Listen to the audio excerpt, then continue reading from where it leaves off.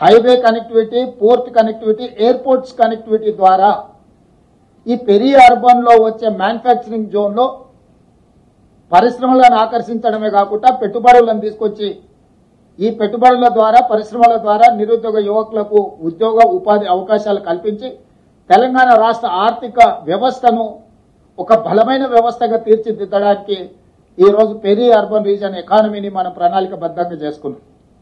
ఇక మూడవది regional ring road outside Telangana border, rural agricultural reason economy. అంటే ఏ రాష్ట్రంలో, ఏ దేశంలో కూడా వ్యవసాయ ఆధారిత ప్రణాళికలు చాలా తక్కువగా ఉన్నాయి. గతంలో ఏ విజన్, ఏ పాలసీ డాక్యుమెంట్ చేసినా అర్బన్ బేస్డ్ పాలసీ తీసుకొచ్చేది.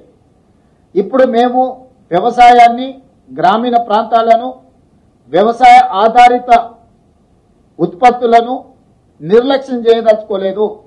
ఈ స్టేట్ ఎకానమీలో వాళ్ళ స్టేక్ హోల్డర్స్ గా మార్చదలుచుకున్నాం. రైతులను, వ్యవసాయ ఆధారిత పరిశ్రమలను, వ్యవసాయాన్ని పెంపొందించడం ద్వారా ఆర్గానిక్ ఫుడ్ కావచ్చు, అగ్రికల్చర్ పార్క్స్ కావచ్చు, అదేవిధంగా ఫ్రూట్స్ అండ్ వెజిటబుల్స్ కావచ్చు, వీటికి సంబంధించిన పరిశ్రమలతో పాటు seed bowl of India Telangana, మన భూములు విత్తనాలను ఉత్పత్తి చేయడానికి అనుకూలమైన ప్రాంతం.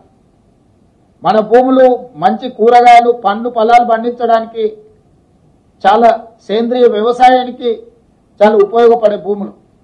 అందుకే regional ring road outside Telangana border వరకు రూరల్ అగ్రికల్చర్ రీజన్ ఎకానమీ కింద దిస్ ఈస్ కాల్డ్ రేర్, ఒక రేర్ పాలసీని మనం తీసుకొస్తున్నాం. మీకు తెలంగాణ ముఖ చిత్రాన్ని చూస్తే క్యూర్, ప్యూర్, రేర్. క్యూర్ అంటే core urban region economy, PURE అంటే peri urban region economy, RARE అంటే రూరల్ అగ్రి రీజన్ ఎకానమీ. ఈ మూడు రకాల వ్యవస్థలను, ప్రణాళికల్ని, ఈ అంశాలకు సంబంధించిన వాటి అన్నిటిని కూడా పొందుపరిచి, క్రోడీకరించి తెలంగాణ రైజింగ్ 2047 ఒక విజన్ డాక్యుమెంట్ తీసుకొస్తున్నాము.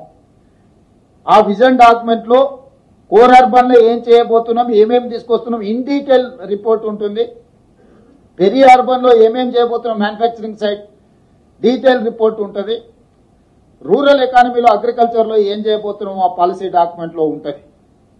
సో తద్వారా ప్రతి ఒక్కరిని, మహిళలు కావచ్చు, రైతులు కావచ్చు, యువత కావచ్చు, వివిధ సామాజిక వర్గాలకు సంబంధించిన ప్రజలందరినీ దృష్టిలో పెట్టుకొని అభివృద్ధి ప్రణాళికలతో పాటు రాష్ట్ర ఆర్థిక వ్యవస్థను బలోపేతం చేసి తద్వారా వచ్చే ఆదాయాన్ని పెంచాలి, పేదలకు పంచాలి అనే ఒక విధానంతో బలమైన ఆర్థిక వ్యవస్థను పెంపొందించడం ద్వారా బలహీనంగా ఉన్న పేదలను బలోపేతం చేయాలని.